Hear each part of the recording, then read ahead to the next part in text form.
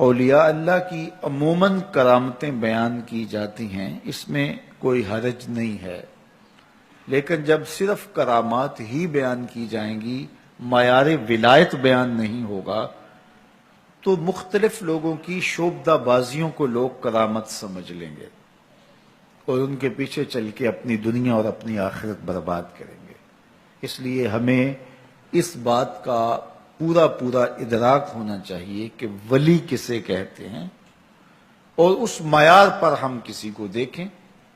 اس کے باوجود اس کا معاملہ اللہ کے ساتھ ہے، چونکہ نبی اپنی نبوت کا اعلان کرتا ہے، ولی اپنی ولایت کا اعلان نہیں کرتا۔ نبی کے اوپر لازم ہے، واجب ہے کہ وہ بتائے کہ میں نبی ہوں، لیکن یہ چیز ولی پر نہیں ہے۔ وہ تو کوشش کرتے ہیں کہ لوگوں کی نگاہوں سے چھپ جائیں، لوگوں سے پوشیدہ رہیں۔ وہ اپنی ولایت کے لیے تشہیری مہم نہیں چلاتے، بلکہ وہ خلق خدا کی رہنمائی کا فریضہ سر انجام دیتے ہیں اور اللہ کی رضا جوئی کے لیے کوشاں رہتے ہیں۔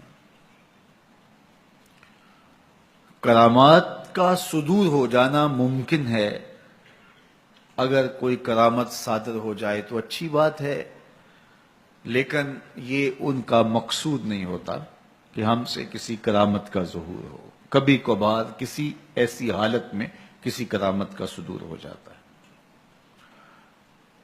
تو ولی دو صفات کا حامل ہے، الذین آمنوا وکانوا یتقون، جو قرآن نے بیان فرمایا۔ ایک تو وہ مومن کامل ہوگا، کامل مسلمان ہوگا، اور دوسرا وکانوا یتقون، وہ پرلے درجے کا متقی ہوگا، اعلیٰ درجے کا پرہیزگار ہوگا۔ اس کی زندگی تقوی سے عبادت ہوگی، اس کے شب و روز حزم و احتیاط سے گزریں گے، وہ شریعت بیضاء پہ عمل پیرا ہوگا اور شریعت کی جانب سے منع کردہ چیزوں سے اپنے آپ کو بچا کے رکھے گا۔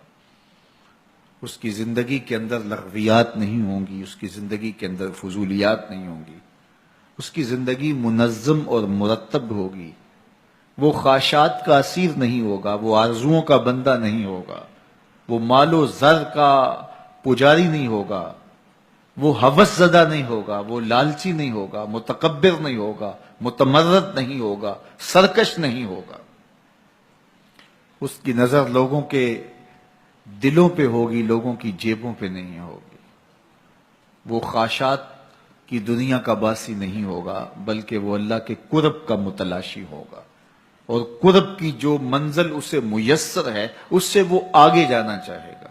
اس کی آرزو یہ ہوگی کہ مجھے اللہ کی قربتیں اور نصیب ہوں۔ ہر لہجہ نیا طور نئی برق تجلی، اللہ کرے مرحلہ شوق نہ ہوتا ہے۔ وہ آگے بڑھتا رہے گا، آگے بڑھتا رہے گا۔ اس کی آرزو یہ ہوگی کہ مجھے اللہ کا جتنا قرب نصیب ہو جائے وہی میرے لیے غنیمت ہے، اور وہی اس کی زندگی کا مطمع نظر ہے، اس کی زندگی کا سرور، اس کے باطن کا جمال بس اسی میں ہے کہ اسے اللہ کی قربتیں حاصل ہوں اور وہ رضا الہی کے لیے کوشاں ہوگا۔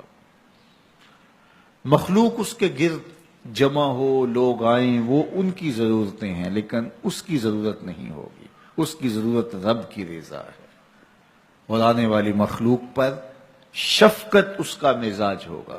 آپ خلاصہ تصوف کا سننا چاہیں، اللہ کے ولی کا مزاج دیکھنا چاہیں، تو ان دو جملوں میں ہر شے سمو دی گئی ہے۔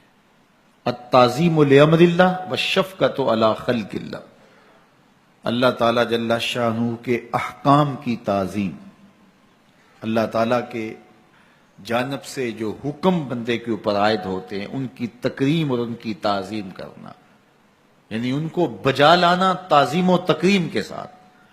اور دوسرا والشفقۃ علی خلق اللہ، اللہ کی مخلوق کے ساتھ شفقت سے پیش آنا، مخلوق کے ساتھ رویے خوبصورت ہونا، حقوق اللہ اور حقوق العباد دونوں کی خوبصورتی کے ساتھ ادائیگی، یہ اللہ کے ولیوں کا شعار ہے۔ وہ اللہ کے حقوق کو بھی پامال نہیں ہونے دیتے، اور اس کی مخلوق کے حق کو بھی پامال نہیں ہونے دیتے۔